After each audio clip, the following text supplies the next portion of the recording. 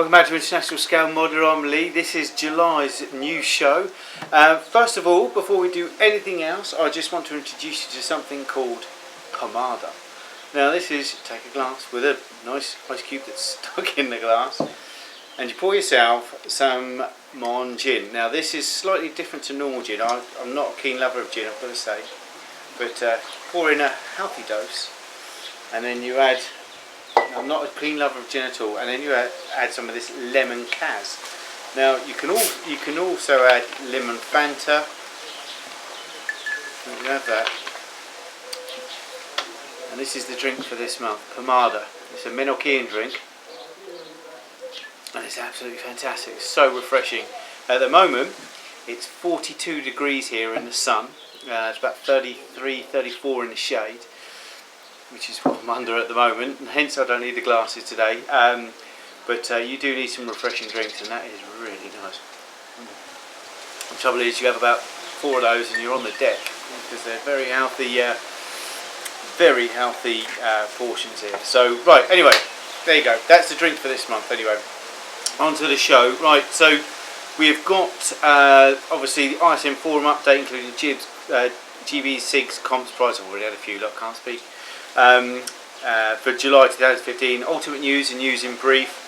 Paul's current build update. There isn't one for me this month. I really haven't done anything apart from a little tiny engine on a Beetle. So I'm going to do a man cave vid. So just a quick vid of my man cave and explain what everything is and everything.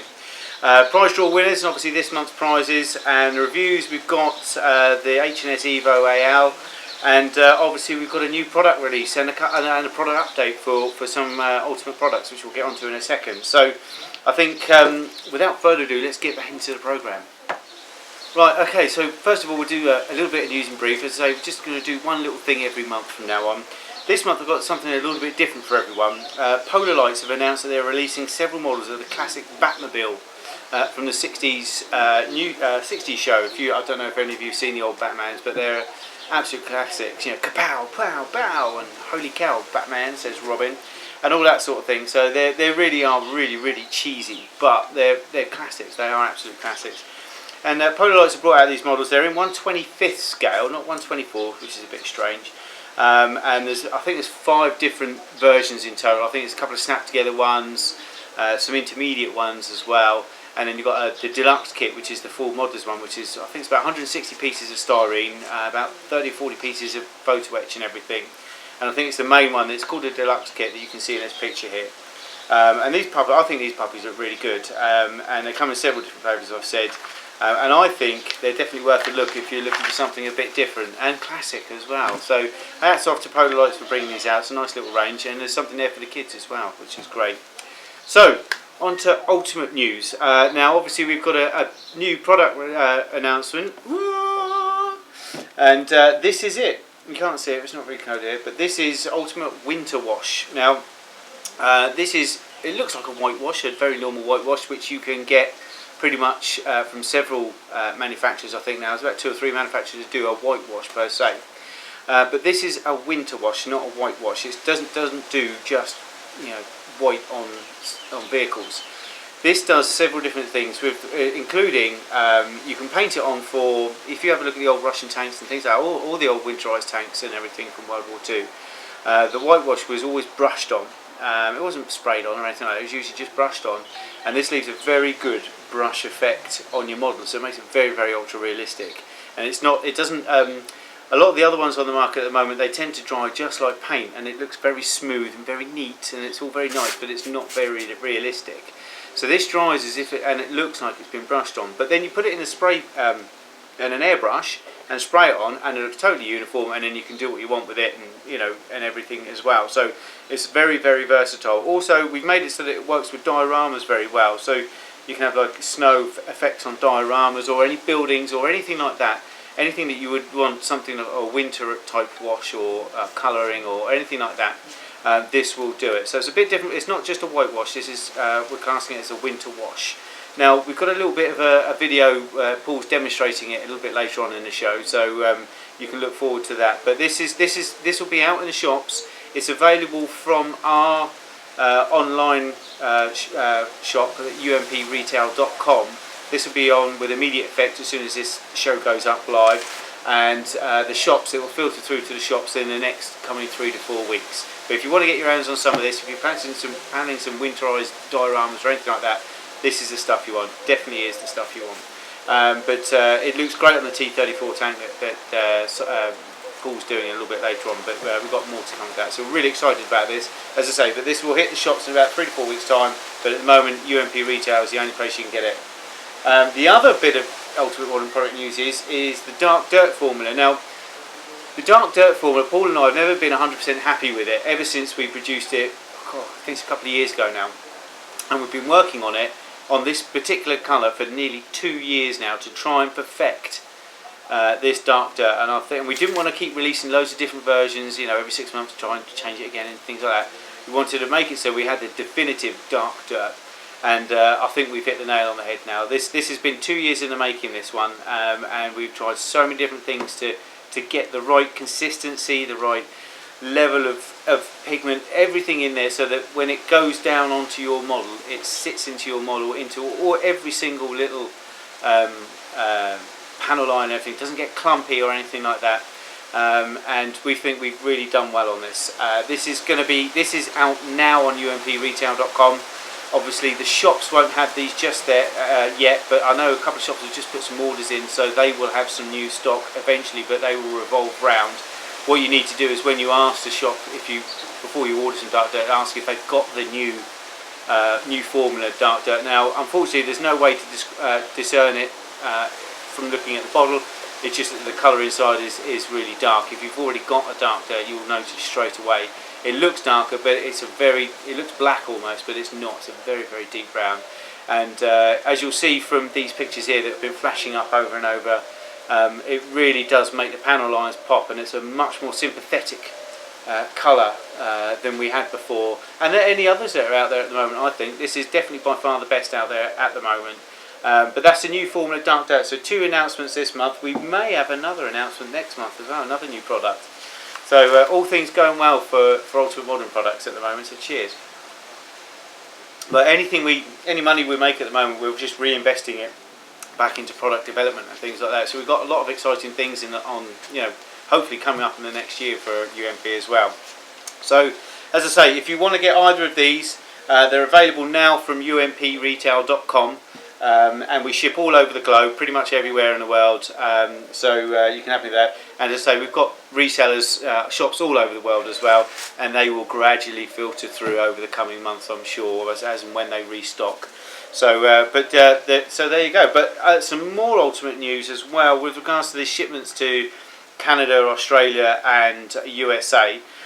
Good news for our Australian customers. B&A Model World has finally taken delivery. The shipper's docked and they've been down to the port and picked their order up and everything, and it should be available, all our stuff should be available on their website from when this show goes up. If not, it'll only be a matter of hours, I'm sure.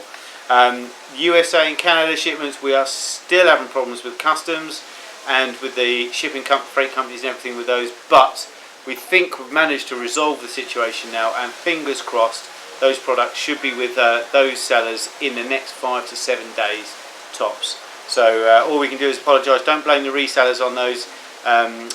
Don't blame Strikeforce Hobbies or Hobby World USA. It's not their fault. It literally is USA Customs and the freight company's fault on that one. We've bent over backwards for them, and it's still been a complete and utter nightmare. So there you go. So good news, for fingers crossed, for the rest of the world, basically, instead of Europe. Anyway, now that's all the UMP news. I hope you like that, and I hope you do like our new products. Definitely a Dark Dirt. If you've got a Dark Dirt already and you think, oh, I'm not buying another one, seriously, this is worth it. You can keep both, because the other one would be good for some other circumstances and things like that. And don't forget, you can actually mix these with all the other colours. So the other Dark Dirt, you can mix that with the other colours to maybe darken them down a bit, like the sand, the rust, the mud, the concrete. You can maybe darken them down with the old Dark Dirt and use it as a colouring agent and things like that. So don't forget, you can mix and match these as well. And obviously the white winter wash, we're really excited about this. Really does make your winter vehicles and dioramas pop. It really is good stuff. And as I say, we've been working on that for 6 months now as well, to get that right as well. So it's not a simple process, that's for sure. Anyway, enough of that. I think what we're going to do now is we are going to go over to Paul, who has done a quick review and tutorial on our winter wash. And obviously this will go up on umpretail.com as well. But it'll give you an idea how to use it, the effects you can use. Obviously, there's a lot more than what Paul's done in the video. You know, all you guys use your imagination, and that's what modding is all about. And I'm sure you'll find other uses for this stuff as well, which is fantastic. But if you have a look, you can see the basics. So roll tape over to Paul. Hi everybody, Paul and Tasha Scale Modeller. Welcome to another review. Today I've got a review of the Ultimate Modelling Products brand new winter wash. Now this wash has been primarily designed for whitewashing vehicles or for use on dioramas for snow or ice effects. There's probably other uses for it, and if you can find a use for it, by all means use it. So, winter wash. Like I say, primarily designed for whitewashing vehicles or winter effects on dioramas, vehicles, anything you can think of that involves a white wash. It's a very substantial wash. It's very concentrated, so the effect, which you'll see in a minute when I start brushing it on and airbrushing it, is there, and it gives you a lot of texture to play with as well. Now, as it's quite thick, it needs a hell of a good shake. So shake it, give it a good smash on your hand, just to ensure it's all mixed up. What I've got here, I've got a T34 that was very, very kindly donated by Peter at E-Models. Thank you very much, Peter, for that. Absolutely fantastic. I built this up, painted it, some chipping, some very light weathering, and in fact this has got, while I'm on about it, the brand new Formula Ultimate Modelling Products Dark Dirt wash on it, which as you can see has a pin wash as well, very well in all those recesses, any raised area, any sunken area around the wheels, etc. It's worked fantastic. Quick word of warning on this one, this is a lot darker than the old one. You can really see the difference. It's a lot darker, it's a lot finer pigmented inside as well. Coverage is fantastic. With all the other washes, obviously any of our washes work better on a gloss coat if you plan to remove the majority of the wash. If you plan to leave it behind, you can put it on a matte coat like we're going to do today. But things like this, especially because it's the darkest wash we do and such highly pigmented and really dark, this has got to go on a well gloss surface. So if you've missed a spot, it's going to stick to it, and because it's so dark you're going to see it. So if you're using this new one, make sure you really give it a good gloss coat. For any of them, to be honest, if you're doing a panel line wash, just to show it in certain areas, you need to make sure it's heavily glossed. With this effect today, we're applying it on a matte surface. I'm going to airbrush half of it, so we'll do that quickly, and then we'll brush paint it on. Personally, obviously I've developed this, I think it's better brushed on, but obviously it gives you the option to airbrush it as well. So, as always, make sure it's shook up well. Always decant it into a separate container just to save contamination. Mop up any bits that stay behind. And what we'll do, we'll airbrush them on first. So I have a Harder Steenbeck 0.4 Evolution AL, which is the ideal size to spray our pigments. I've just cleaned it through with some UMP cleaner, then ran some water through it just to make sure it's clear. And hopefully we won't have any trouble spraying. So let's go test it inside. What we'll do, we'll spray half with the airbrush. We'll literally do a demarcation through there. Spilling stuff everywhere.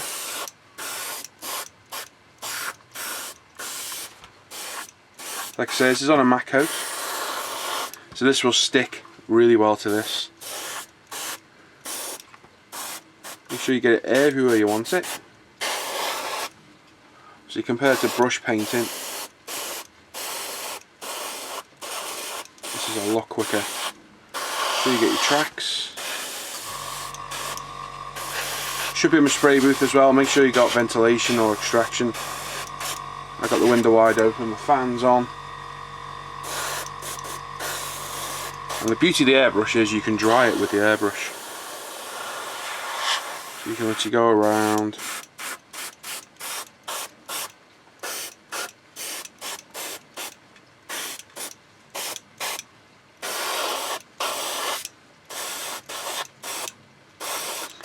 As you can see by the colour cup, really don't use a lot of oil. I spilt most of it there, so it does go a long way. It does need applying quite thick. If you're after that proper whitewash effect, it does need applying fairly thick, but as you can see, it's gone on very well. It's nice and wet, so we'll leave that to dry. I'm going to pour that out of there. I'm going to pour this away into my airbrush cleaning cup and clean up just with water. A bit of tissue, which I'll put over there.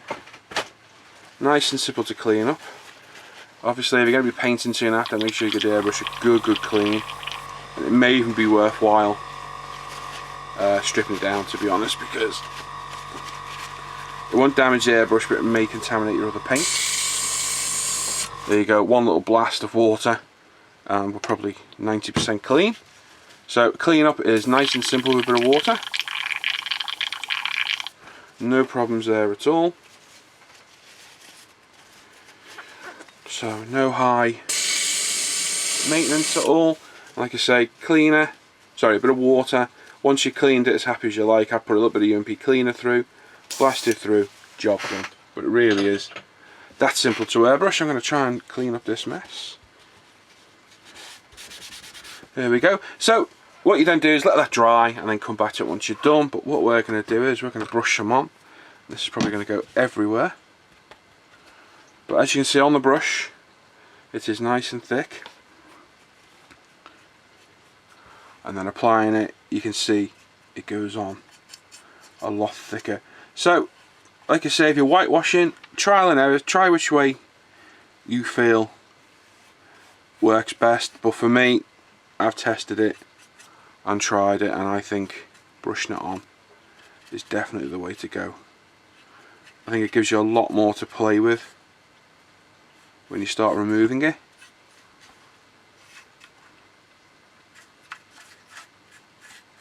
I think it makes the end result look a lot better. Obviously the airbrushing is quicker and probably a bit cleaner. I'm just going to brush under here because I missed those two bits. Brushing. Do those tracks while we're there.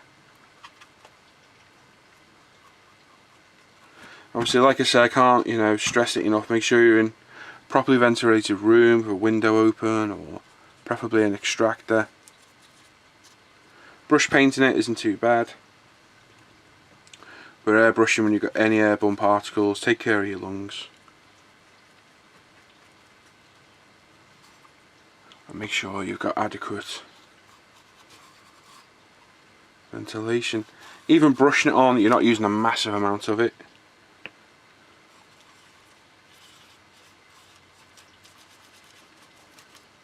And then it's just a case of let it dry, and then we'll show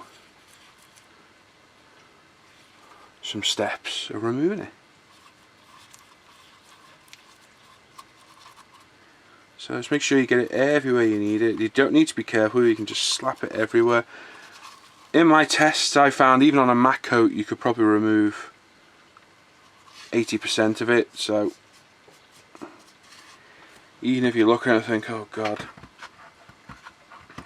that's not done well, then you can remove it and job done. So what I'll do now is we'll leave that to dry. I'm going to do the turret as well, and then we'll come back and we'll show the effect of removing it from the surface.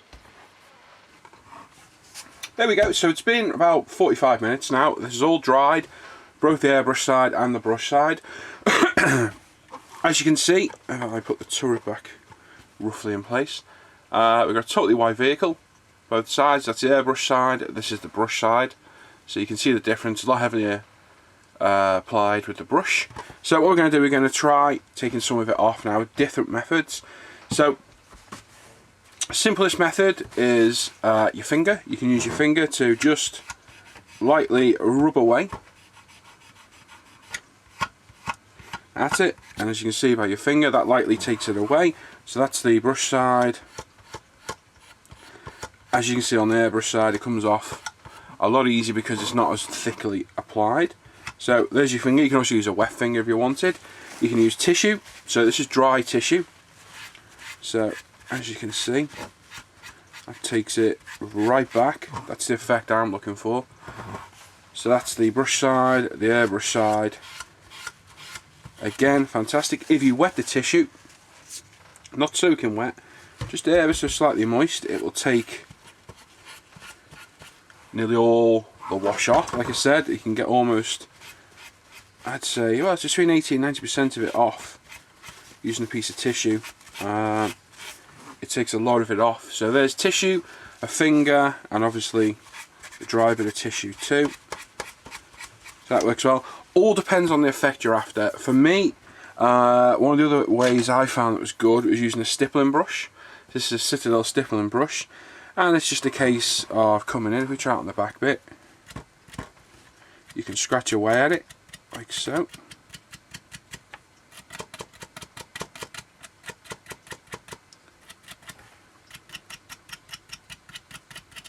As you can see, that leaves a very nice effect.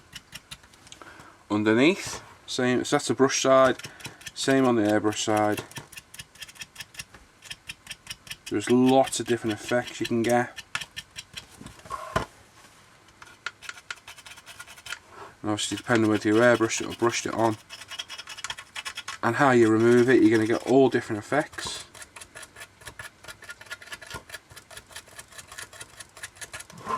Like so.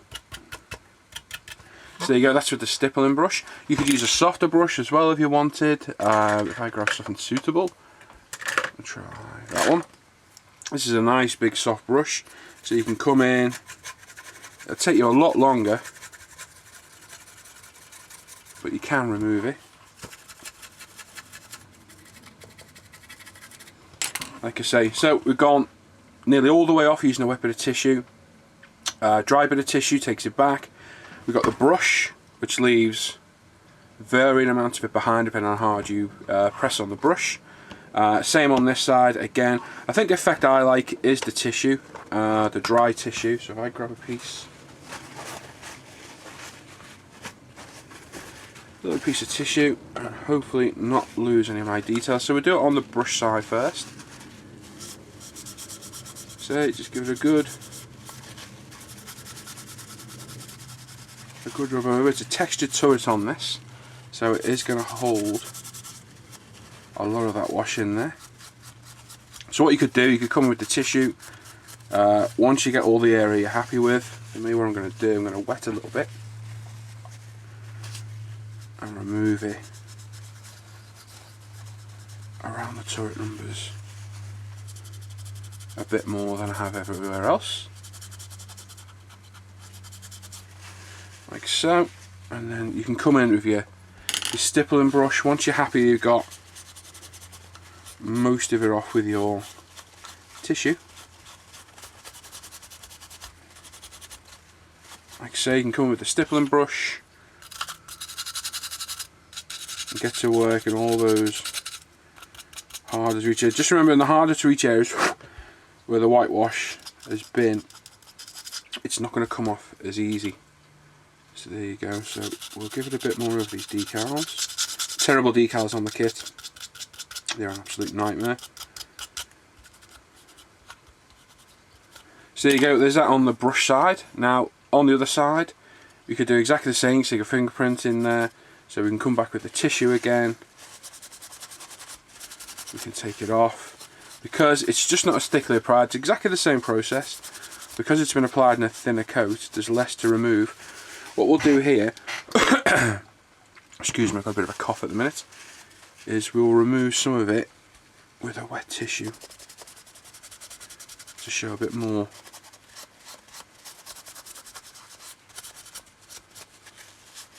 of the effect you can get by removing it with something wet. So use a cotton bud, dip it in the tissue,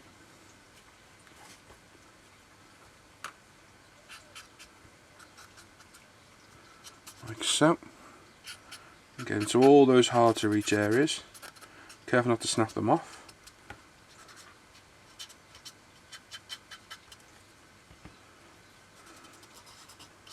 Obviously by wetting it you're reactivating it, so just be aware of that. And like I say, even though that's textured, dimpled, you can get most of it off. For me, that's a better effect. The cast texture on the kit is way overdone. I actually knocked this back with a UMP sander to show the effect how I wanted it, but it's still way overdone. So there you go, there's that bit. We've got the barrel, which we'll just go over with a bit of tissue. Like so. The barrel was just painted with a brush. It was an airbrush all around the mantlet. So you can see that whitewashed effect. You can see the base colour underneath, but you've got the nice whitewashed effect on top. And like I say, you can use your finger, you can use dry tissue, wet tissue. As you can see, using the wet side takes a hell of a lot of it off. You come back in with your finger once you're done to blend it in more. It really is a very versatile wash. And as can be seen, if you use a piece of wet tissue, you can take most of it off and start again, should you wish. So it is a very, very versatile wash. So there you go. Like I said, well, it's probably more. That's probably 95% removed. If I get a bit of cotton bud and get it right in those recesses, it's almost going to be 100% gone. And that's on a matte surface.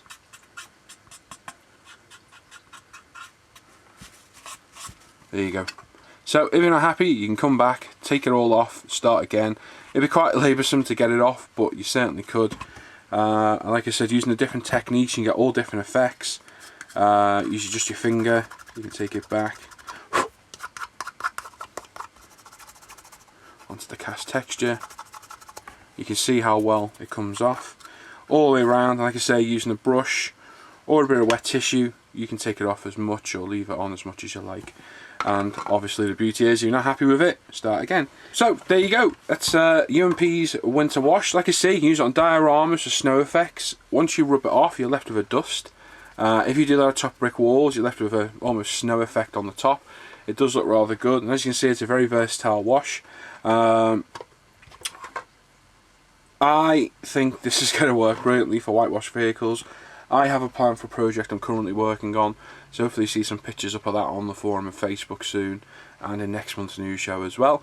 But we'll see. I'm going to put this, I'm going to brush paint it all over now to get the effect I want on this, and hopefully we can show it at the end of this video and see what it looks like. So hopefully we'll come back in a little bit and see what it looks like. Right, there we go.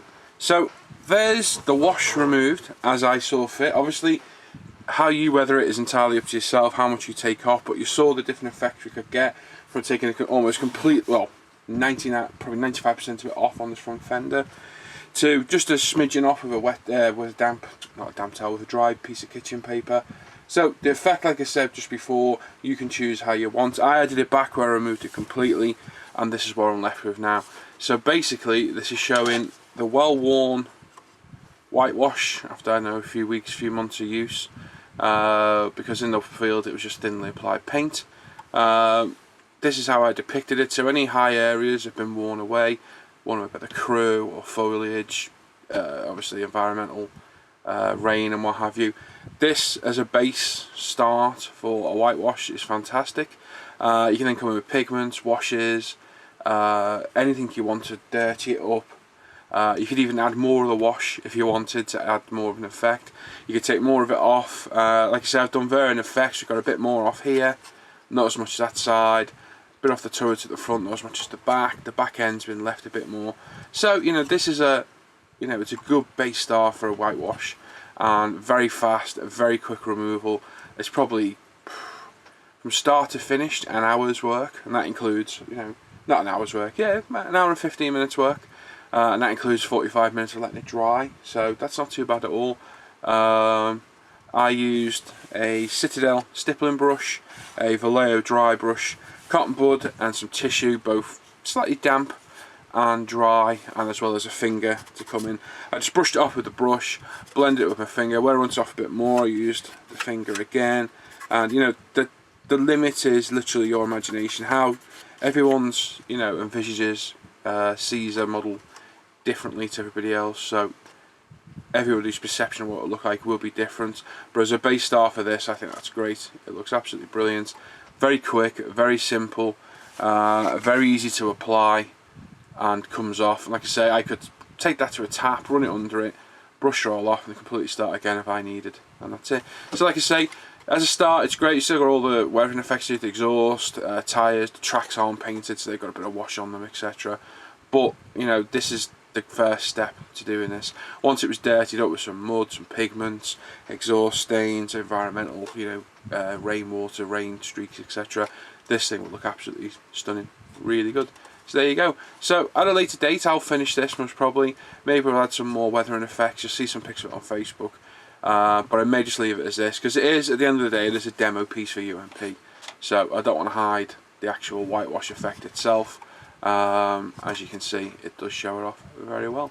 So there you go. So thanks for watching, guys. There's the new UMP winter wash, available from umpretail.com and stores very soon.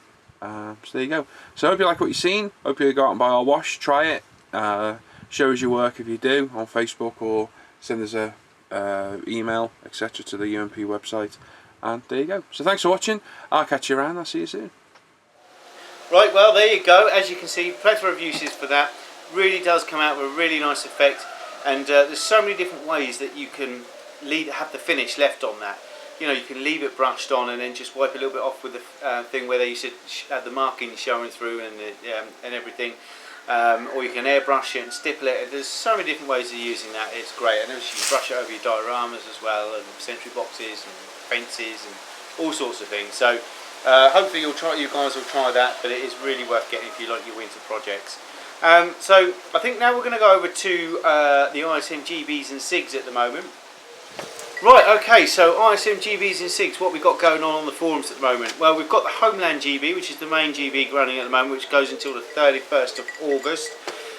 We've got 43 entries so far, some fantastic looking builds going on as well. And because it's still got until the end of August before it finishes, if you haven't joined in yet, you're more than welcome to. You've got plenty of time, a good 2.5 months yet before the GB finishes, so 2 months actually, which is more than enough time to build a model if you still want to have a crack at that one. But basically, very simple rules on that one. You can build any military model of any description from any genre, so long as it was in service in your home country from where you were born, or your nationality, between 1950 and 2000. So it's a nice big 50-year chunk of time there. It's pretty much in that time, you know, post-war and pre-2000 odds. There's going to be something that was in service military-wise in your country at some point. So thank you to Models Are Go for sponsoring those as well. We've also got Kiwi Gab's Star Wars SiG, which started on May the 4th for obvious reasons. It finishes on the 18th of December to coincide with the launch of Star Wars 7, which I can't wait for, by the way. There's some absolutely fantastic builds going on in this at the moment. I mean, really are. Paul's done this amazing kit bash, which you'll see in his vid a little bit later on, his workbench vid, and he's done incredibly well on that. Really is the nuts. I'm really looking forward to it. Cohen's doing one as well. I'm really looking forward to that coming out and things.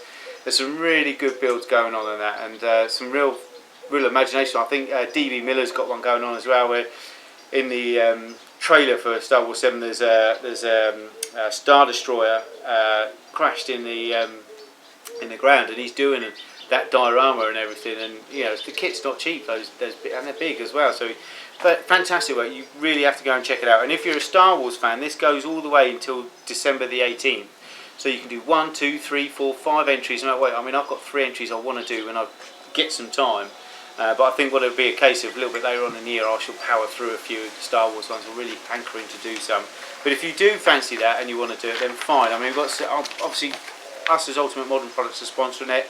The prizes are 30, 20 and £10 gift vouchers, and even though Paul's one's so good, he can't win it. So it's open to everyone. So please do come along and have a go at that one. It really is a nice SiG.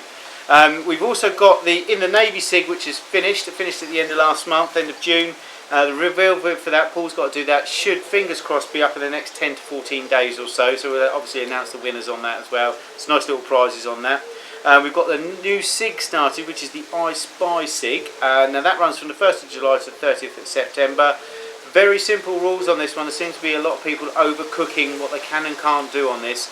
We do, as you know, try to keep the rules extremely simple on ISM. There's, you know, basically it's a model that has to have been a reconnaissance vehicle of any kind that saw service or was active at any time. Quite wide open there, but it's got to be a reconnaissance vehicle, aircraft, you know, person, boat, whatever. And any version of a kit, but it must be the recon version that you build. And that is it. It's quite simple from any time period. There's no way to confuse that whatsoever. And it is a military one. That's why it's called reconnaissance one. It's not a James Bond SiG. But we've also got, I mean, there's some good ones coming up on that as well. Yeah, I've got 2 kits I really want to build for that. A really old Airfix kit. Unfortunately, I can't find any decals for it anywhere, which is, I might try and paint them, but I don't know yet. Time is an issue for me, as always, obviously. We've also got Nigel Wells's Mozzie Bite SiG, which is for mosquitoes of all types running on ISM at the moment. I don't think there's any real finish date on that. But that's a non-ISM SiG that we said we'd host for Nigel there. But I think most people have gone for the Tamiya Mozzies on that one. So, but that's another great SiG as well running at the moment. So that's all the GBs and SiGs. I don't think we've got any new ones starting until September now. So whatever you've got going on at the moment, you can really hammer home with those. There's 4 good SiGs at GBs there to work on. So some really interesting subjects as well. So I think what we're going to do now is we're going to go over to Paul again, and he's doing a review, very short one, of the Harder & Steenbeck Evo AF. Hi everyone, Paul International Scale Modeller. Welcome to another airbrush review. Today, this just about brings us round to all the Harder Steenbeck airbrushes now. We've covered all the bases. I think the only one missing out of the reviews is the Grapho, but that's more of an artist airbrush because it's got a tiny little colour cup on the top. So for modern related, this just about brings us to the end of them all. What we've got is the Evolution AL, the aluminium one. So this is the 2-in-1. So you get the 2mm, 5mm colour cup, and the 4mm emitter and the 2mm needle nozzle sets. Again, as always, supplied by Martin at air-craft.net. Thank you again, Martin. Top quality service from Martin. If you need it, he's got it, and I get all my airbrushing needs from there. Great service, great guy. So, like I say, the AL. So what is the AL? Basically, it's an Evolution made to the exact same standard specifications, everything, but it's made of aluminium. So you got full aluminium body, tail, everything bar the colour cup, trigger, anything that's basically chromed on there. Everything else is aluminium, and what you get for that is a very light airbrush. This weighs 56 grams, which is about half the standard Evolution weight, and you really can feel the difference. It's a lot lighter in the hand. You know, if you struggle, if you've got problems, you know, lifting heavy things or prolonged use of heavy things, then this is an ideal tool for you. It also comes in this very attractive black finish, which is absolutely fantastic. Matte black with a very nice Evolution AL Plus on the side. Absolutely fantastic, and that contrasting with the stunning chrome fittings, it just looks absolutely fantastic. Big fan of the Harder Steenbeck airbrushes. I've got nearly every one of the range, and I can't fault them all. For the money, they are top quality for the money. The RRP on this one is £204.98. So it's not cheap, it's a lot more expensive than the standard ones, but you get the top quality tool, made from top quality materials, and the aluminium finish is absolutely stunning. So you got the same controls as the other Evolution. I'm not going to spray because if you want to see that, go look at the Evolution reviews. But double action as always. In this I got the 0.4mm needle, and if you watch the new UMP winter wash video, which is on this new show as well, and on the channel separately, it will be at one point, you'll see this in action being used on there, and for spraying other bits and bobs in some of my other videos as well. I use it on the Kraz video in the AFV part 2 for spraying some chipping fluid. Basically what I'm using this for, I've got the 0.4mm needle in it, so anything unusual, so washes, chipping solutions, etc., they'll go through this, and I've had this now for a couple of months actually, and it's performed flawlessly. Absolutely brilliant. The aluminium finish is very hard wearing, as too is the chrome finish, and I really cannot recommend this enough. It's a fantastic airbrush, as all the Harders are, and the Evolution, and if you're looking for a new airbrush, you won't go wrong with it. So like I say, you get the 5mm colour cup, which is my preferred method. You get the 0.2mm needle, the 4mm needle and the 5ml colour cup as well. Each one of the needle nozzle sets comes with the Infinity double prong easy clean tip, which is a must have for any of these. So in the other one as well, you also get it in there with the 0.2, so that's a nice touch. That's a, you know, they're £20 to buy by themselves, so a nice option to have. You get a full instruction book as per always with the Evolutions. So that runs through basic use, basic maintenance, cleaning, troubleshooting, etc. We've been through these before, so again, you want to go back to the Evolution review. Everything that Evolution does, this can do. It's exactly the same airbrush, just made from aluminium and a bit more attractive in my opinion. Like I said, I'm not going to spray because it's all seen before, but you get quick release again, which for me is a definite must have. So you just take your standard quick release, pop it on, job done, away you go. And with that 4mm needle, you get a lot of coverage. 0.2 is my normal one, but the 0.4 is great for anything unusual or big coverage. Comes in its own plastic case with inserts, so again, if you want to keep it in its case, it keeps it nice and safe. And that's about it really, not much more to talk about. Like I said, I've had it a couple of months now and I've been using it for all that time. I really can't fault it at all, and being lightweight, it's when you've had all the Infinity or the Evolution, you pick this up, you're like, wow, it's such a weight difference. It is literally half the weight. I think most of the weight comes from the colour cup, etc. If you take that off, it's a massive difference again, huge. So there you go. So like I say, £204.98 from air-craft.net. If you're looking for a new airbrush or you're looking for a lightweight airbrush, it's definitely worth checking out because that weight difference is substantial. Top quality materials. Don't be worried because it's made of aluminium. It's tough as hell. I've put this through some real tough jobs lately and it's performed flawlessly. And even 2 months down the line, quick clean up, it looks a brand spanking new. So there you go. So looking for a new airbrush, check this out, have a look, see what you think, and I hope you like it, a review. Just a quick one today. Like I say, we've been through the Evolution before, so if you want to see the review, go back through the channel. It's on there and you can see it's spraying, it's in use and real in-depth use again. So there you go. So thanks for watching guys, I hope you like the review and I'll catch you around. Well then, there you go. It's a very short review, but I mean he has done a review of the Evos already. This is just a different version of it, the aluminium version. So there you go, it's a nice little review. Now we're going to go on to forum news. Excuse me, oh god, so hot. This is my third one. If I start gibbering, you know why. Anyway, we've got the kit review section growing daily. There's now over 800 videos, reviews of kits that members have submitted onto our database. If you do review kits on YouTube or anything like that, or if you just do photo reviews, then you're more than welcome to post them on there. We really want to build that, and it'd be nice to hit 1,000 reviews by the end of the year. I'm sure we can do it. It's only another 200, but that would be fantastic if we could have 1,000 video reviews of kits, which is a fantastic resource. So thank you to everyone who's contributed to that. Right, now we're going to go on to the monthly prize draws, but before we announce, as I say always, if the winners could please take a photo when you get your prize, take a photo of you with your prize, PM it to me on the ISM, and then we can put it in the Rose Gallery for everyone to see. It's really nice to see pictures of people with their prizes and everything that they've won on ISM through normally their hard work, but also obviously through the prize draw winners as well. So this month's two prizes are from E-Models. We've got the Bronco 135 Versace Flaxwagen Fur 8.8cm Flak 37 Alfa Sonda Fahrgestell. And this is quite an impressive kit. It's a very impressive name. It's a great looking kit, and thanks to E-Models for supplying it. And the winner of that is Graham22 from the UK. So well done, Graham. I'm assuming your name's Graham. Well done, you've won the Bronco 135 8.8cm flat. So well done on that. And now for the UMP prize, which is a bottle of ISM burnishing liquid and a PE placer. And the winner of that is Fokker DXX1 from the Netherlands. Well done, Fokker, you win that. If you guys could PM me your names and addresses on ISM, that would be great, and we'll get these prizes out in the post to you ASAP. So, another drink. Oh, God, that's good. Right, this month's prizes from E-Models. Thank you, E-Models. The new limited edition from Eduard is the 148 Vietnam scooters.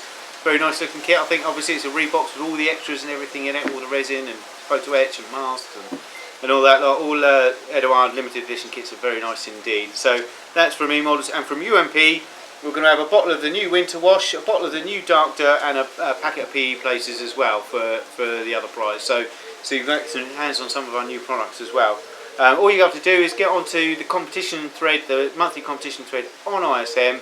Make sure you post in the thread the competition July's free prize giveaway thread, and you'll be in with a chance of winning there. Total number random generation, we do it every month. And just to show you how strange it was this month, these two people were 5 places apart. But the number random number generator, doesn't matter whether you're number 1, the middle or the end, you've got just as much chance as anyone else is winning. So that's great.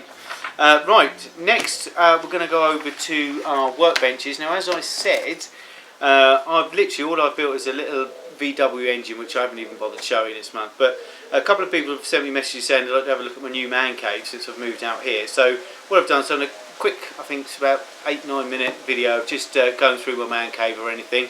Once you've had a look at it, if there's any questions you've got or anything you want answered, then if there's something you've seen and you want to know what it is, then just contact me and let me know, and I'll explain everything to you. But here's a video of my man cave. Well, because I haven't done anything this month modelling wise, apart from a tiny engine on a Beetle, obviously I thought I'd give you guys a tour of my man cave. Now, obviously you know I've moved recently, so I haven't got that big shed that I had before. I've got some space, but it's nowhere near as much as I used to have. But I thought it'd be nice to give you guys a tour just to see what I'm working with at the moment. Now, you walk in from our bedroom into here, and there's no door, which is a shame because the cat keeps coming in and lying all over the models and pushing them on the floor. But as you can see, that's pretty much the room I've got to work with. You've got studio lighting here, another one up there, and obviously the one above the bench as well, which provides a decent amount of light in here, although it is a very dark room. There is a window there as well, which I'll show you in a minute. But I'll tell you what, we'll go all the way over to the left, and then we'll work our way back. Now, I've got quite a big stash. Over half of it's in the UK, but I've got this here. I've got another light to go up that I've got to put up soon, another triple bright light to go over the spray bay. But as you can see, few kits there to be going on with. I think more than, at my rate, that's enough to last me till retirement. There, so that's my little stash corner. That behind the curtain there is where I hide all the stuff I don't want my wife to see. I haven't bought anything, darling, honestly. So we move over to the bench here, and you see, first of all, we've got this little nail varnish rack here, which is brilliant for holding paints and stuff like that.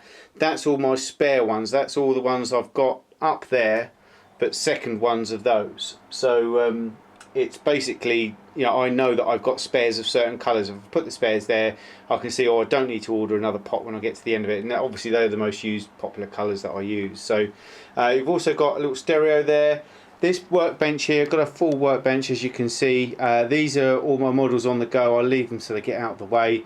I've got the Tarangus Lanston 32 J32B Lanston there, which is, yeah, it's a lot of work, that one, so I'm taking my time with that one. I've also got the Tiger that I did for Cohen's group build, which is literally, I've done the tracks for that now. I've just got to do the green and then start weathering it. And then we've got onto this, which is a Beetle, which I'm doing as a favour to a friend, because he's helped me out no end since I've moved here, and he's got one, so I thought I'd model him one as a present. But down underneath the bench, we've got there some boxes, and my old compressor that doesn't work. I've also got all my weathering magazines there, and lots of plastic card and stuff like that there, and paint charts. But you open up the drawers, and in this one's all my figures and diorama extras, just a drawer full of them and everything. In this one, just odds and sods, spare sponge and stuff like that. You've then got all my spare decals, decals and photo etch, masks, all that sort of stuff in there. So that's one of my spares drawers. Move over onto this one. Obviously in the bottom here I've just got all my spare thinners and cleaners here. Should last me a while. I've then got my Dremel and all the odds and sods and attachments for that as well. In this one I've got some extras, so I've got my sprue box, some extras, odds and sods, a lot of stuff that I don't use and things like that. And then in here is all my spares drawer, which is just, again, odds and sods like spare Tamiya tapes and spare glues and all sorts of things, you know, toothpicks, cotton buds, the lot. We then go onto the desk, and on here I've got this is a new bandsaw, desktop bandsaw that I've just bought. Very, very handy indeed. I've got a vise, a little mini vise as well, which is rotational. As you can see, it's on a ball joint there. I've got all my basically fasteners and clamps in one box, all my tapes and everything in another box, and then along here I've got my obviously decal solution thing, and although I've just got this which I'm going to try next. I've then got all my putties all together here, all my different putties. I use most of them, believe it or not, and then all my fixing agents like glues and things like that, CA glue, normal glue, Tamiya, blah blah blah, it's all in there. Quick reach pots which I use a lot of, obviously cotton buds and toothpicks. Then got a box of obviously UMP sanders, which go through those like no one's business. I've then got a little rack here which I keep my current sprues for builds on and things like that. That's got the J32B sprues on there at the moment. And then obviously on the shelves themselves, let's just see if I can zoom you out a bit more just so you can see them.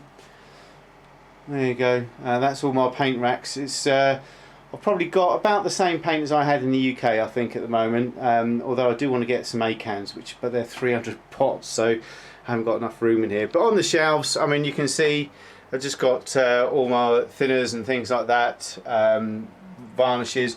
I've got primers up this end and a couple of little builds that I want to do next, which is the Martian tripod and the Rebel speeder from Retro Kit, which is absolutely fantastic. I've then got all my scalpels, blades, tweezers, you know, sharpeners, everything like that, all up on that shelf. And as we go along here, you can see I've got my clear coats and things like that, Alclad, all my Alclad bases and glosses and things like that. And then you've got all the paints. I've got obviously all the Tamiya range. Let's just move this light out of the way. All the guns, hobby colour, which is my favourite. Down at the bottom here we've got all the Alclads, not all of them, there's probably about 50% of them there. And then we've got all my washes. We've got lots of life colour sets, which are really nice paints.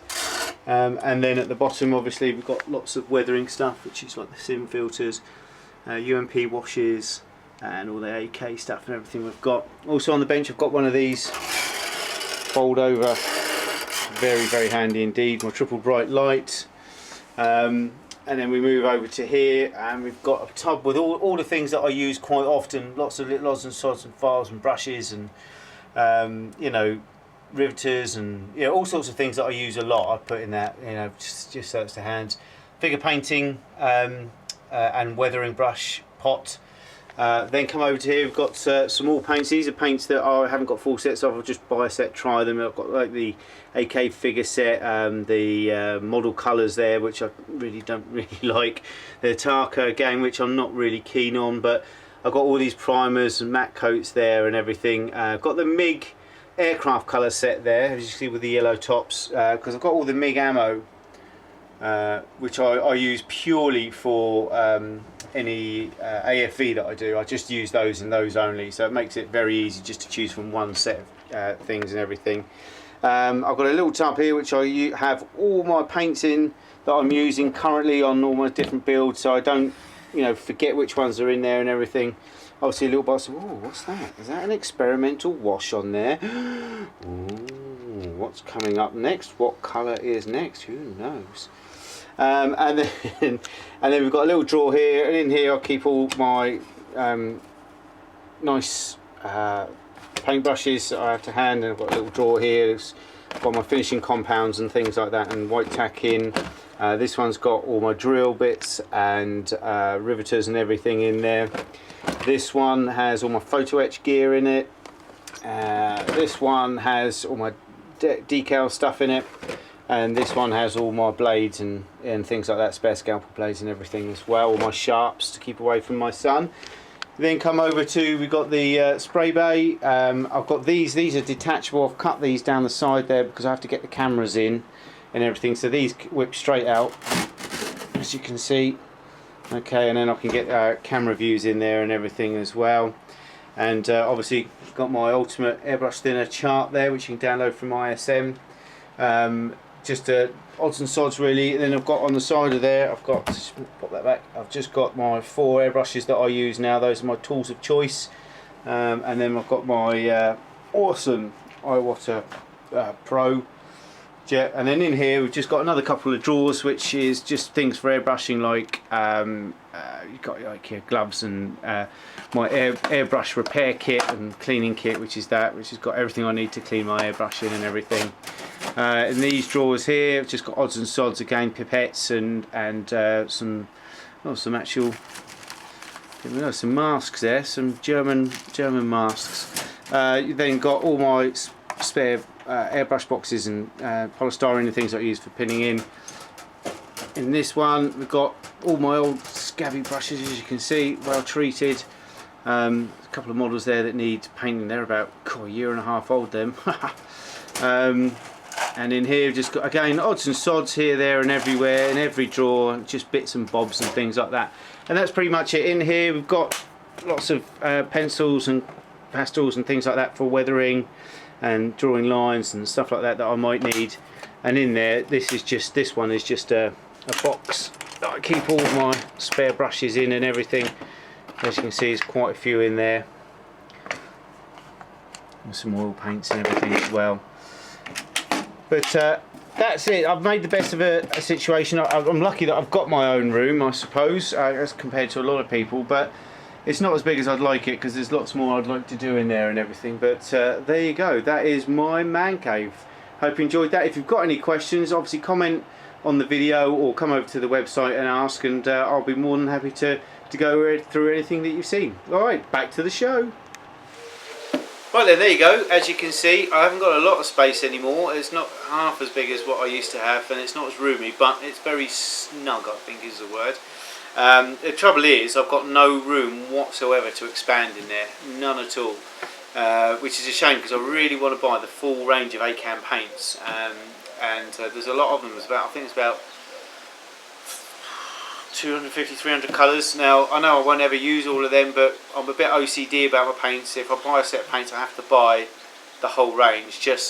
And also, I like looking at them. I've got to say, I think Paul and I have the same mind there. If we're going to have something, just might as well go balls out on it. But yeah, but I've got literally nowhere to put them. I have to come up with another solution. I think I'm working on it. So, but there you go. So now we're going to go up to Paul's section, and I think you may be a little bit impressed by Paul and his building prowess this month. Over to Paul. Thanks, Lee. So welcome to my section of the news show. We'll get to my build update in a minute. A couple of things to get through first.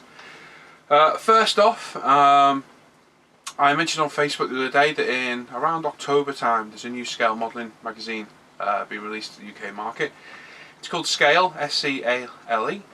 I've been asked to not only write for it, but also to be the editor / co-editor to the publication, so that's a great opportunity. Looking forward to doing that. So you see some of our work in the magazine, and you'll see some of the bits and bobs in there which will become apparent at a later date. So it's looking around October launch time.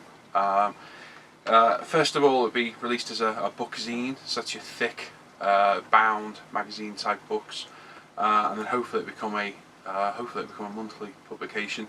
Available in the UK to begin with. I think then it'll go to digital download, and maybe as time progresses it'll be distributed worldwide. So that's very exciting news for me. Something I've always wanted to do is writing magazines, so really looking forward to it. I've got plenty of ideas, loads of ideas to do, and I'll keep you all posted on that as and when I know more. So a nice bit of news for me there, which is great. Second of all, the 10th of July, hopefully this will go up before then, I hope so, will see me host a 48-hour group build via the Google Hangouts on YouTube to commemorate the Battle of Britain, because it's 75th year this year, I think it is. So 48 hours, starts at 8 PM UK time, or 8 PM wherever you are in the world if you want to participate. I think there's about a dozen of us so far. I'm not sure how many people are going to be in the Hangouts doing it, but I think there's about half a dozen of us in the Hangouts that are hopefully going to be participating. So start 8 PM UK time, and you have 48 hours to build, paint, weather, finish your aircraft to the best of your ability. It's hard work, it's very tiring, but it's great fun, and obviously to commemorate Battle of Britain, which is a huge operation in World War II. It's a worthy thing to commemorate. So any aircraft that took part in the Battle of Britain, which is primarily Spitfires, Hurricanes, 109s, and onto your fighters, your BF-110s, Heinkel 111s, onto more obscure aircraft. If you Google Battle of Britain aircraft, there's a Wikipedia page that lists them all. If you want to take part, if this goes up before and you see this, hopefully, if you want to join, just look for the link on ISM Facebook and the forum. I'll put the link up to watch on YouTube, so if you don't want to join in, you can just watch. You can comment, leave comments, etc. behind. But if you want to join in, send me a message on Facebook or the forum, and I'll send you the link when it's live, if we've got room, that is. So I've just ordered air fixes, brand new Mark 1 Spit. Just built the Hurricane. I wish I hadn't, because I would have built it for this. It's just an idea I had a few weeks back. So I'm going to do the Mark 1 Spitfire, a little bit of aftermarket, and hopefully get it finished. Any other news? Group builds, they're all underway. The GBs SiGs just started. The Indian Navy one ended last month.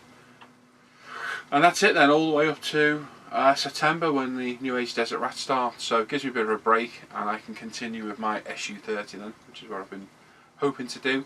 And that's it. The new winter wash been released, and the new Dark Dirt as well, which I show in the video and in my build update as well. So go out and get them, because they are fantastic, excellent washers.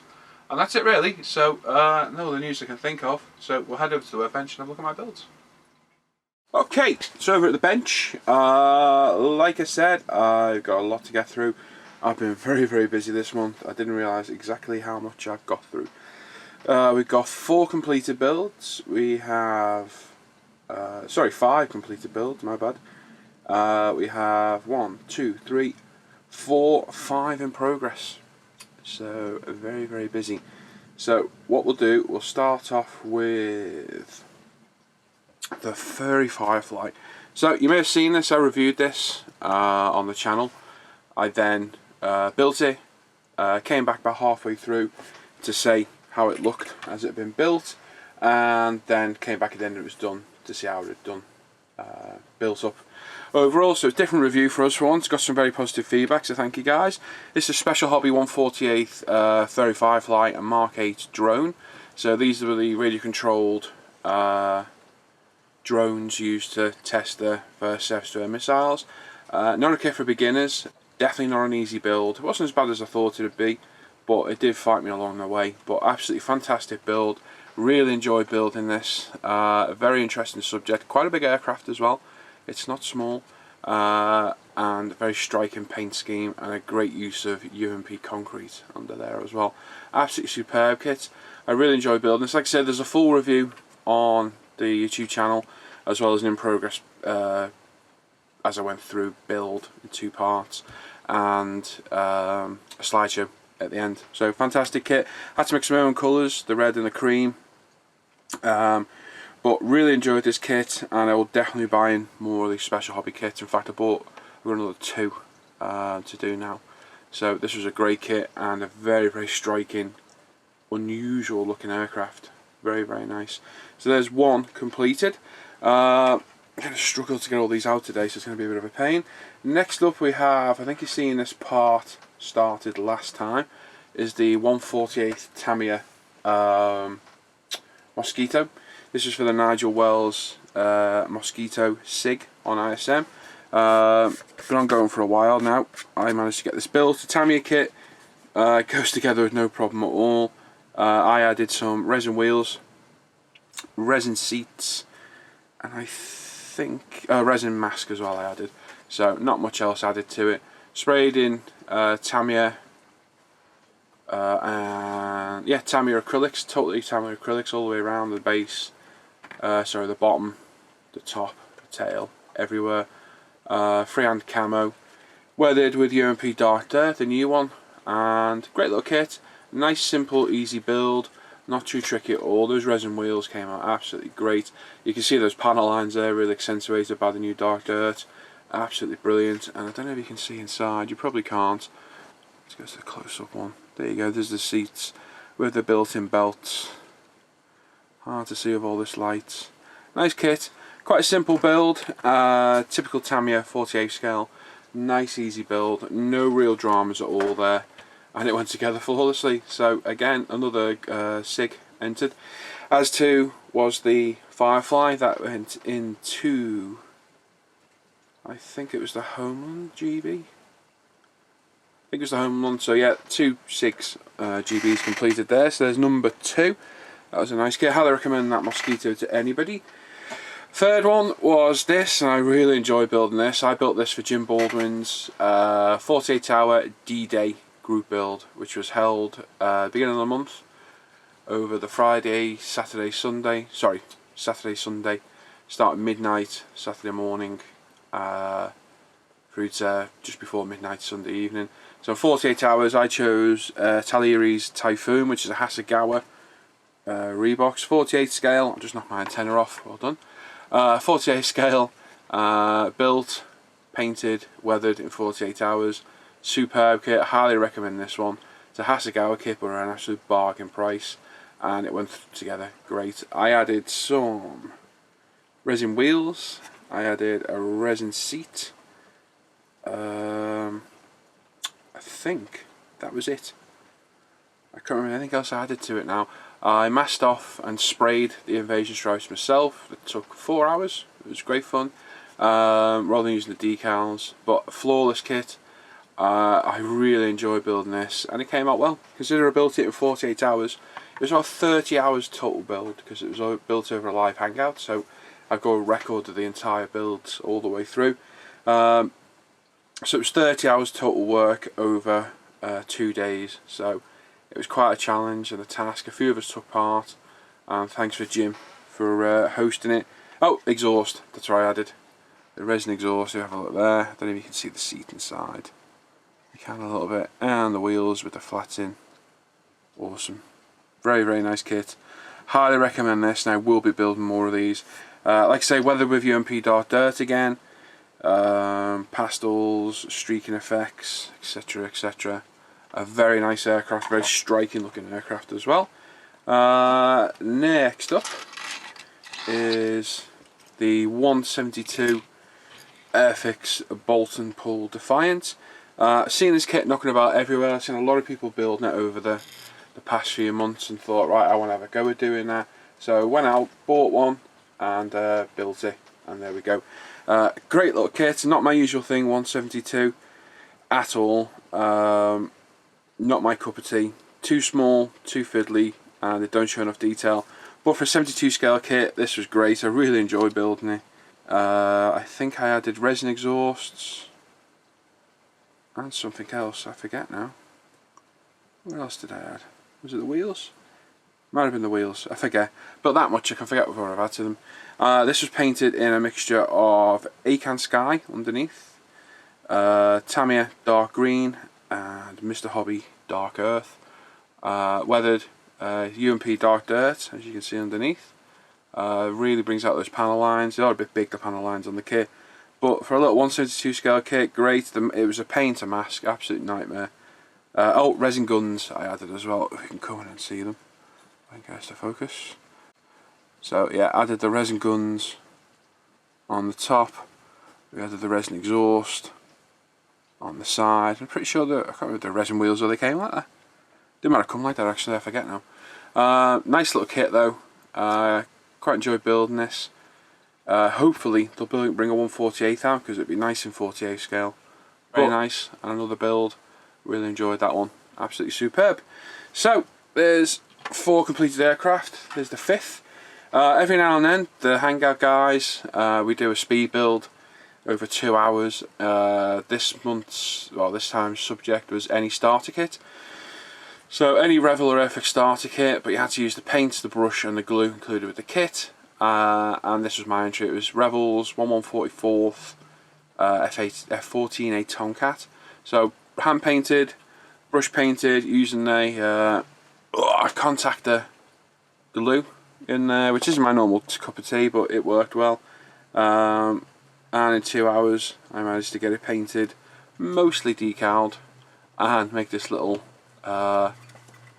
stand for it too, just something to show it off on. But yeah, 2 hours. It's not a long time to build something and paint it. I think the wings work, I remember right. Let's have a look. They did do anyway. Oh, come on. There we go. They did work. They were in unison, but obviously it's snapped inside now, but never mind, doesn't matter. So yeah, you can have the wings fully out or swept back, a little better swept back. So yeah, a little 2 hour build, little £8 kit, 2 hours, great fun, a lot of swearing. You can see the build on my channel, Paul at ISM, the @ symbol. And we love doing them. They're good fun, good camaraderie between us all, good bunch of friends, and that was a great little build. Very interesting. Not sure of our next one yet, we haven't fully decided, but there is there. Right, in progress. Nothing done to the Vigan this month. As you can see, I've been busy doing everything else. But I did get the Kraz part 2 up. So this is where the Kraz stands now. It's painted. You got the camo scheme done. We've added wood effects to the back. We've had chipping solution under here, and we've painted over it. And when we're ready, we'll come back and chip it off. Part 2 of this is up on the YouTube channel, ISM, AFE Part 2. So you can see all that process of doing the wood, adding the wood effect, adding the wood colour, the wash, the chipping solution, which I did have knocking about. It's over there somewhere. All the way through to applying the camo, and we'll come back for Part 3, hopefully in not too distant future. There we go. So yeah, nice camo scheme on this, quite striking. It's going to look quite nice when it's all painted up. So there's another one in progress. We'll save that one for last because that is a build I'm really enjoying. This is something I built up this month that you'll see in this video. You should have seen it already. It's to launch the new UMP winter wash. So it's Academy's T3485. It's a brand new kit, kindly donated by Peter at E-Models. Thank you very much again, Peter. Not the greatest kit, I will admit. I didn't enjoy building it at all. Not my usual thing. But it's built as a test subject. So it was painted in Russian green, modulated, given a wash, chipped, etc. I've come back, we put the whitewash over it just to show the effect of it, and that's how we stand now. So maybe at a later date I'll finish it off. If not, it'll stay like this as a demo for the whitewash and how easy it works. While we're at it as well, I did mention this before, the new UMP Dark Dirt, brand new formula, totally new, 100% new, a million times better than the old one. It's a lot darker. It looks almost black in the bottle, but it does dry a really dark brown. It covers a hell of a lot better. It's a lot finer pigment in there, and it's 10 times better than the old one. So if you've not got this one, go and get it from us at www.umpretail.com. Shop should have it soon. Just be aware that some of the shops may have the older one in stock too. There's nothing we can do about that for now. But if you order direct from us, umpretail.com, you will get the new one. Like I say, you take the top off, it is a lot darker than the old one, and the coverage is 10 times better. So much better than the older one. So there's the T34.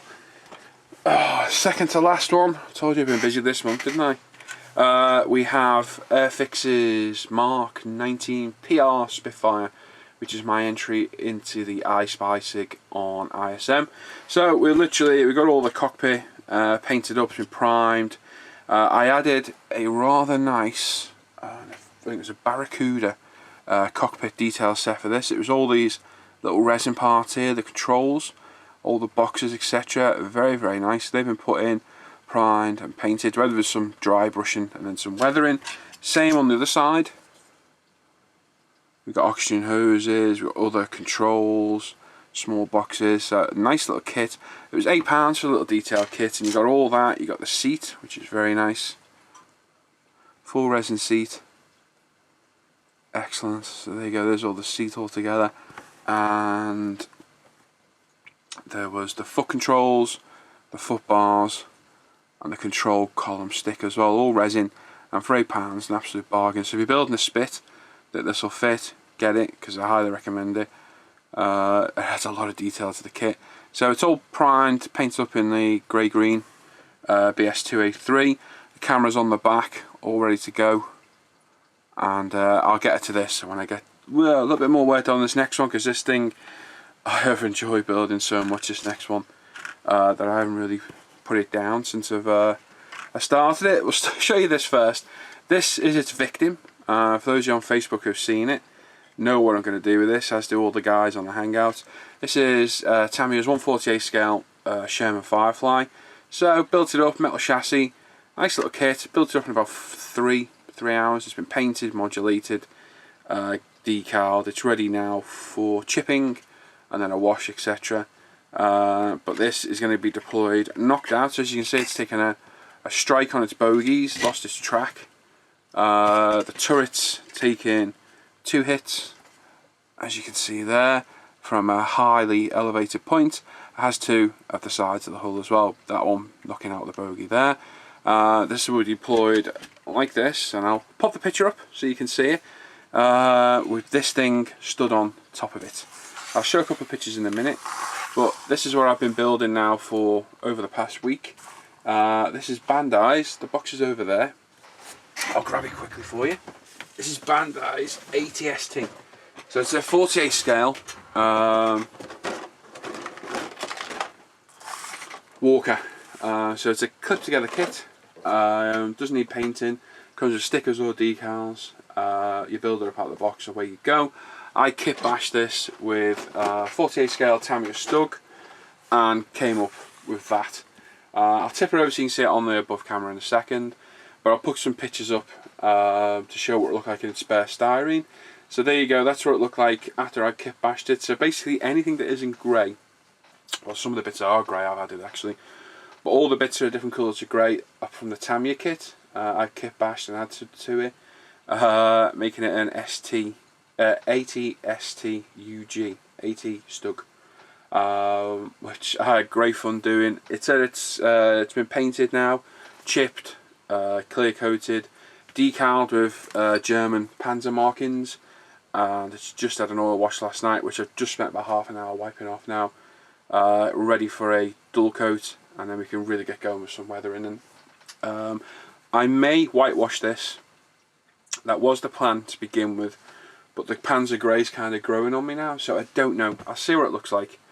It's a shame to do all that work and then cover it up, so not entirely sure. I may keep it grey, I'm not sure. But the reason for this was I've got a little diode base over there, it's a resin base, with railroads going across it. You'll see it in this picture in a second. And I got the ATST to knock this out, hence the elevated strikes on the Sherman. And it's got its foot on it like it's a trophy. I've got crew for this. I've grabbed it actually, if I can find, there it is. You do get 2 crew with the ATST, and you get a Wookiee, but the Wookiee's not going on. There's an MG34 to go on the roof as well. This is one, I'm going to zoom in. I'm going to move that so I don't damage it. This is one of the kit figures. They're a bit crap, as you can see, so they fit in the driver's seat. Oh, I'll show you the interior in a minute as well on that, I forgot. And this is one, again, I kit bashed. I've taken my German crew, which I've got over here somewhere. No, don't know where they've gone. They're there somewhere. I've got a resin crew, so I kit bashed the head, 2 of the arms, to make that German figure. So he'll be inside. I've got a commander for the turret itself, and I've got another couple of crew for outside, because I do have an idea what to do outside. So I'll zoom this out and we'll have a little look at the ATST. So I'm going to keep it on its base, hopefully it won't fall apart on me, because it is a bit tricky to hold. So as you can see, there you go, it's full glory. So what we've done, we've got German markings, like I say, just a few, not a massive amount of them. Stay on your base, there you go. Not a huge amount of them, but enough. I got rid of the blasters on the side, and we added MG34 barrels, 1/35 scale, as you can see. Come on, focus. We've got the Stug barrel on the front. We used the original blasters. Come on, focus. We used the original blasters, but I drilled out the ends and put 2 MG34 barrels on. We've got the visor, some added raised detail on there. The smoke mine dischargers. We've got some headlights off a AV Club scimitar. We've got the cupola off the Stug fitted right in there. We've got the vents, the anti-personnel port, the periscope, loads of different bits off the off the Stug. And as I say, you can see it in the picture I showed you. All the non-original parts. We've got some width indicators. A few people aren't too sure. They might quite like them, to be honest. I'll show you the interior in a second. On the back, I've added a scratch build stowage bin. We've got the cleaning rods, aerial identification swastika. I was expecting complaints over that, I'm not going to lie, but nobody said anything yet, which is good. Tools on the back, we've got a couple of fuel barrels which I've added, which have got the unit markings on, got the unit itself, a couple of tools around the back, the star antenna, pipe, the obligatory bucket on the back, scratch built bucket. The exhaust after slug, that's the only part on the kit I'm 100% happy with, so I don't know what's going to happen there. It needs painting, it's only base coated for now. I just don't think it looks right, so I'm not too sure. I may change that and see what else we can find. On the legs we've got tools, a shovel, pry bar, axe, hammer over there, another pry bar, other bits and bobs. Like I say, I've added random bits and bobs everywhere too, so hydraulics, hoses, rivet detail which I added all over the feet, which I'm trying to hold onto the thing as it is quite cumbersome to hold. Just random bits and bobs here, there and everywhere. I can't think anything else just jumps out at the minute. The interior is great. The interior out of the box is fantastic. So there's the interior, painted in chrome wise.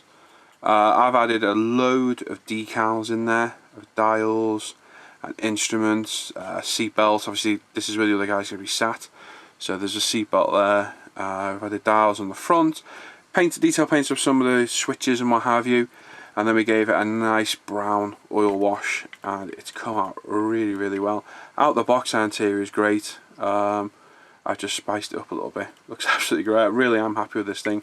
Primer red around the top. The whole thing was painted in primer red originally because I did have a camo scheme in mind. But I painted it, it didn't suit the camo, so changed it to Panzer Grey.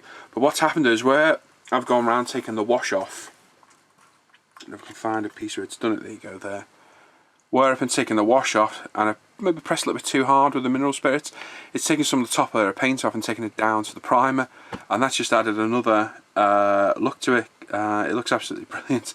So it looks like it's been worn clean down to the primer. Got a couple of places where I've been moving these arms or taking the paint off, so they need adding back in. And wherever you do, don't mineral spirits on these kits. I was warned, and I didn't use a lot, but it does degrade the plastic to the point that it breaks, and I did have that bit snap and I had to repair it. So bear that in mind when you're building these to keep them off. But on the overhead cam, I think it looks brilliant. I really am happy with this. Like I say, I've barely put it down for the past, I don't know how long I've been building it now, not even a week I don't think. Yeah, very happy how it's turned out. It's been a labour of love building this. There's other things in the Bandai series, there's Snow Speeders, X-Wings, TIE Fighters, and I've got ideas like this for all of them. So hopefully we'll see those come into fruition soon. Oh, the other blaster, the other side, is a grenade launcher on the standard ATST.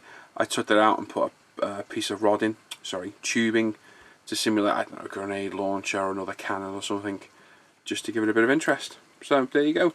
Not much else to show on that. Like I said, I've got a resin base for it to go on. It's only on this to stop the thing falling over, which it does every 2 seconds. There's some antenna to go on the roof, the 2 metre and 1.4 metre stab antenna, and I do have a few other bits, but whether I'll add them, I'm not sure yet. We shall see. So there we go.